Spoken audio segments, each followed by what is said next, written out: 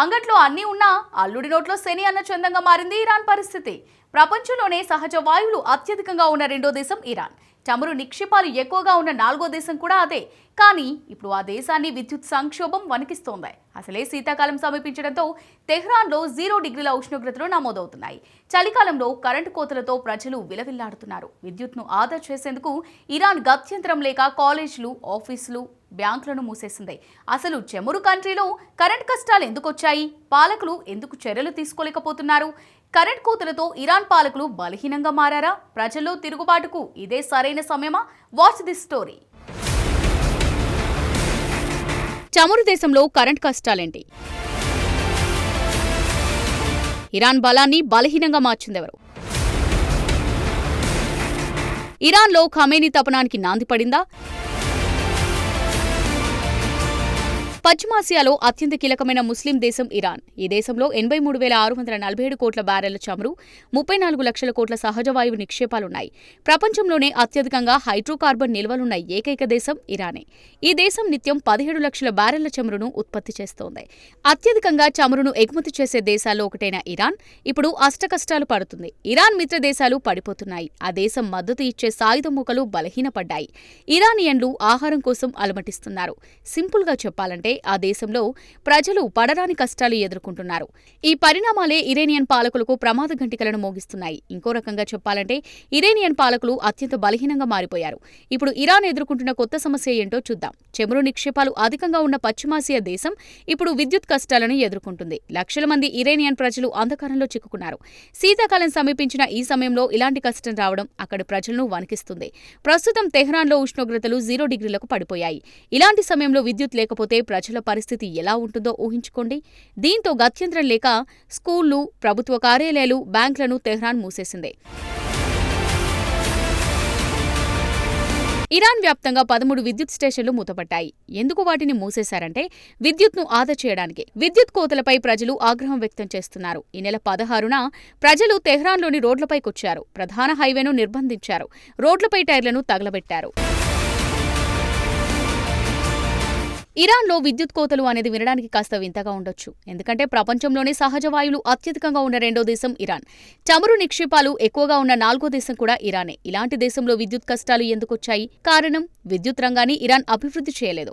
భారీగా చమురు నిక్షేపాలున్నంత మాత్రాన సరిపోదు. ఆ నిక్షేపాలను తోడుకొని శుద్ధి చేయాలి. ఆ తర్వాత విద్యుత్ సంస్థలకు సరఫరా చేయాలి. ఈ ప్రక్రియలోనే ఇరాన్ కష్టాలను ఎదుర్కొంటుంది. దశాబ్దాలుగా ఇరాన్ విద్యుత్ రంగాన్ని అవినీతి చీడ పట్టి పీడిస్తుంది. దీనికి తోడు పశ్చిమ దేశాల ఆంక్షల కారణంగా విద్యుత్ రంగాన్ని తెహ్రాన్ ఆధునీకరించలేకపోయింది. ఫలితంగా ఇప్పుడు ఇరాన్లో విద్యుత్ సంక్షోభం మొదలైంది. విద్యుత్ సంక్షోభం ఇరాన్ ఆర్థిక వ్యవస్థపై డోమినో ప్రభావాన్ని చూపుతుంది. డోమినో ప్రభావం అంటే ఒక సంక్షోభం మొదలైతే దాని ప్రభావం అన్ని రంగాలపై చూపడాన్ని డోమినో ప్రభావం అంటారు. పరిశ్రమలు పనిచేయాలంటే విద్యుత్ అవసరం. వస్తువులను రవాణా చేయాలంటే వాహనాలకు చమురు అవసరం. సో విద్యుత్ కోతలతో ఇరాన్ ఆర్థిక వ్యవస్థపై ప్రభావం పడుతుంది. ఇదే ఇరాన్ పాలకుల పాలిట అత్యంత దారుణమైన పరిణామం. ఎందుకంటే ఇప్పటికే ఇరాన్ ఆర్థిక వ్యవస్థ కష్టనష్టాలను ఎదుర్కొంటుంది. ఇరాన్ కరెన్సీ రియల్ విలువ 2 నెలల్లో 10% పడిపోయింది. ఇరాన్ కరెన్సీ ఎక్స్చేంజ్ రేట్ ఎంతో తెలుసా? ఒక అమెరికన్ డాలర్కు 7,77,000 రియాలు సమానం. డాలర్తో పోల్చుకుంటే భారత కరెన్సీ విలువ ప్రస్తుతం 84 రూపాయలు. కానీ ఇరాన్ కరెన్సీ విలువ మాత్రం 7,77,000 రియాలు. 2015లో ఒక డాలర్కు 32,000 రియాలు పలికేవి. అది కూడా అణు ఒప్పందం ఉన్న సమయంలో కరెన్సీ విలువ దారుణంగా ఉంది. ద్రవ్యోల్బణం మరింత దారుణంగా మారింది. 2023లో ద్రవ్యోల్బణం రేటు 50% చేరుకుంది. అయితే ఈ ఏడాది నాటికి క్రమంగా ద్రవ్యోల్బణం రేటు తగ్గి 37% చేరుకుంది. కానీ ఇప్పటికీ ద్రవ్యోల్బణం దారుణమైన స్థాయిలోనే ఉంది. 30% మంది ఇరానియన్ ప్రజలు పేదరికంలో మగ్గుతున్నారు. వీటన్నిటికీ కారణం ఇరాన్పై ఆంక్షలు విధించడమే. ఇరాన్ నిత్యం 17 లక్షల బ్యారెళ్ల చమురును ఉత్పత్తి చేసినా బహిరంగ మార్కెట్లో మాత్రం విక్రయించడం లేదు. కేవలం కొన్ని దేశాలు మాత్రమే తెహ్రాన్ చమురును కొంటున్నాయి. ఇరాన్ చమురులో 90% చైనాకు ఎగుమతవుతాయి. ఒకవేళ ఇరాన్పై ఉన్న ఆంక్షలను ఎత్తేస్తే మరిన్ని దేశాలకు చమురును తెహ్రాన్ అమ్ముకునే అవకాశం ఉంది. దీంతో వారి ఖజానాకు పెద్ద ఎత్తున నిధులొస్తాయి. కానీ ఇక్కడే ఓ సమస్య ఉంది. పశ్చిమ దేశాలు ఆంక్షలను ఎత్తేయాలంటే ఇరాన్ తప్పనిసరి తమ అణు కార్యక్రమాలను నిలిపేయాల్సి ఉంటుంది. వాస్తవానికి అణుబాంబు తయారీని నిలిపేసేందుకు ఇరాన్ అంగీకరించింది. దీనికి సంబంధించిన డీల్ 2015లో కుదిరింది. అయితే అమెరికా అధ్యక్షుడిగా డొనాల్డ్ ట్రంప్ వచ్చాడు. దీంతో 2015లో ఇరాన్తో కుదుర్చుకున్న అణు ఒప్పందాన్ని రద్దు చేశారు. ఆ తర్వాత ఇరాన్పై మరిన్ని ఆంక్షలు విధించాడు. ఇప్పుడు మళ్లీ ట్రంప్ అధికారంలోకి వచ్చాడు. అయితే గతంలో ఎక్కడైతే ఇరాన్ను వదిలేశాడో అక్కడి నుంచే ట్రంప్ మళ్లీ మొదలుపెట్టే అవకాశం ఉంది. అయితే అణువాశయాలను వదులుకునేందుకు ఇరాన్ బహుశా అంగీకరించే అవకాశం ఉంది. జో బైడెన్ కూడా ఇదే కోరుకుంటున్నారు. 2024 సంవత్సరం ఇరాన్కు దారుణమైనదిగా అమెరికా విదేశాంగ మంత్రి యాంటోనీ బ్లింకన్ చెప్పాడు. తమ ప్రజలపై ఇరాన్ పాలకులు దృష్టి పెట్టాల్సిన అవసరం ఉందని బ్లింకన్ స్పష్టం చేశాడు. దేశాన్ని మరింత అభివృద్ధి చేయడంపై తెహ్రాన్ యత్నించాలని సూచించారు. పశ్చిమాసియాలో అణు సాహసాలను మానుకుంటే సరిపోతుందన్నాడు. ప్రజలపై దృష్టి పెట్టడం, ఆర్థిక వృద్ధికి యత్నించడం, బాంబుల జోలికి వెళ్లకుండా ఉంటే ఇరాన్ బాగుపడుతుందని చాలా సింపుల్గా చెప్పాడు. అదే జరిగితే ఇరాన్పై ఉన్న ఆంక్షలను తొలగించే అవకాశం ఉంది. అయితే ఇక్కడే ఓ సమస్య ఉంది. ప్రస్తుతం ప్రాంతీయంగా ఇరాన్ స్థానం బలహీనంగా మారుతుంది. సిరియాలో తమ మిత్రుడు బషర్ అల్ అసద్ను ఇరాన్ పోగొట్టుకుంది. లెబనాన్లో ఇరాన్ మద్దతు ఉన్న హిజ్బుల్లా అష్టకష్టాలు పడుతుంది.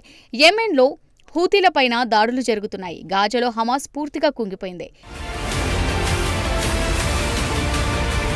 ఈ పరిణామాలన్నీ చూస్తే ఇరాన్ పాలకులు బలహీన పడిపోయారు. ఇప్పటికే ఇరాన్ 2 సార్లు ఇజ్రాయెల్ దాడికి గురైంది. ట్రంప్ ఎంకరేజ్ చేస్తే ఇజ్రాయెల్ ఈసారి భీకరమైన దాడులతో ఇరాన్పై విరుచుకుపడే ప్రమాదం ఉంది.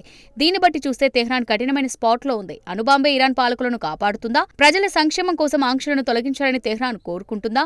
ఈ 2 ఆప్షన్లు ఇరాన్ను మరిన్ని కష్టాల్లోకి నెట్టేయనున్నాయి.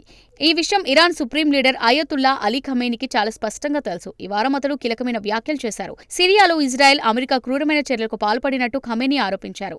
తమ మద్దతున్న సాయుధ బలగాల పని అయిపోయిందని శత్రులు భావిస్తున్నారని అది పొరపాటన్నారు. వాస్తవానికి ఇరాన్ సమస్యలకు ఖమేనీ కూడా ఓ కారణం. ఇప్పుడు అతడి వయసు 85 ఏళ్లు. అతడి ఆరోగ్యంపై రూమర్లు పెరిగిపోతున్నాయి. గత నెలలో అతడు కోమాలో ఉన్నట్టు కొన్ని నివేదికలు వెల్లడించాయి. దీంతో అతడి వారసుడి ఎంపికపై పలు సందేహాలు ఇరాన్లో వ్యక్తమవుతున్నాయి. అతడి తర్వాత సుప్రీం లీడర్ బాధ్యతలు ఎవరు చేపడతారు? ఇప్పటివరకు ఖమేనీ ఎవరిని తన వారసుడిగా ఎంపిక చేసుకోలేదు. అయితే అతడి కుమారుడి పేరు ఇప్పుడు తెగ చక్కర్లు కొడుతుంది. అయితే ఖమేనీ కుమారుడిని ఇరాన్ ప్రజలు అంగీకరిస్తారా? ఎందుకంటే ఇప్పుడు 1980లో కాలం ఏమాత్రం కాదు. కాలంలో మార్పు వచ్చింది. దీనికి సంబంధించిన పరిణామాలను ఇరాన్లో 2022లోనే చూశాము. అప్పట్లో ఇరాన్ మొరాలిటీ పోలీసులు 22 ఏళ్ల యువతిని అరెస్ట్ చేశారు. ఆ యువతి పేరు మహ్షా అమినీ. ఆమె చేసిన తప్పేంటి? హిజాబ్ సరిగా ధరించలేదనే కారణంతో అరెస్ట్ చేశారు. పోలీసుల నిర్బంధంలోనే ఆమె చనిపోయింది. దీంతో దేశవ్యాప్తంగా ఆందోళనలు వెల్లువెత్తాయి. ఈ నిరసనల్లో భాగంగా సుప్రీం లీడర్ చిత్రాలను ధ్వంసం చేశారు. క్లియర్గా చెప్పాలంటే ఇరాన్ సమాజంలో మార్పు వస్తుంది. ఈ వాస్తవాన్ని ఇరాన్ పాలకులు గుర్తిస్తారా? ఇటీవల ఇరాన్ పార్లమెంట్ దుస్తుల విషయంలో కొత్త చట్టాన్ని తీసుకొచ్చింది. వెంట్రుకలు, మోచేతులు, మోకాలు కనిపించేలా మహిళలు దుస్తులు ధరిస్తే కఠినమైన శిక్షలు విధించేలా ఈ చట్టాన్ని రూపొందించారు. వాస్తవానికి ఇరాన్ అధ్యక్షుడు ఈ చట్టాన్ని వ్యతిరేకించారు. ఈ వారం ఈ కొత్త చట్టం అమలును నిలిపివేశారు. ఈ చట్టం తీసుకురావడం, నిలిపివేయడంతో ఇరాన్లో అంతర్గతంగా విభేదాలున్నట్టు తెలుస్తోంది. కరుడుగట్టిన ఇస్లామిక్ నాయకులు ఇప్పటికీ మిలిటరీతో పాటు ఐఆర్జీసీని డామినేట్ చేస్తున్నారు. ఐఆర్జీసీ అంటే ఇస్లామిక్ రెవల్యూషనరీ గార్డ్స్ కోర్ప్స్. కానీ ఇరాన్ యువత మాత్రం స్వేచ్ఛను కోరుకుంటుంది. ఇరాన్ పాలకులకు వారు ఏమాత్రం భయపడ్డం లేదు. ఈ కరుడుగట్టిన ఇస్లామిస్టులు, ఇరాన్ యువత మధ్య ఘర్షణలు జరిగితే ఆ దేశంలో తిరుగుబాటు మొదలయ్యే ఛాన్స్ ఉంది.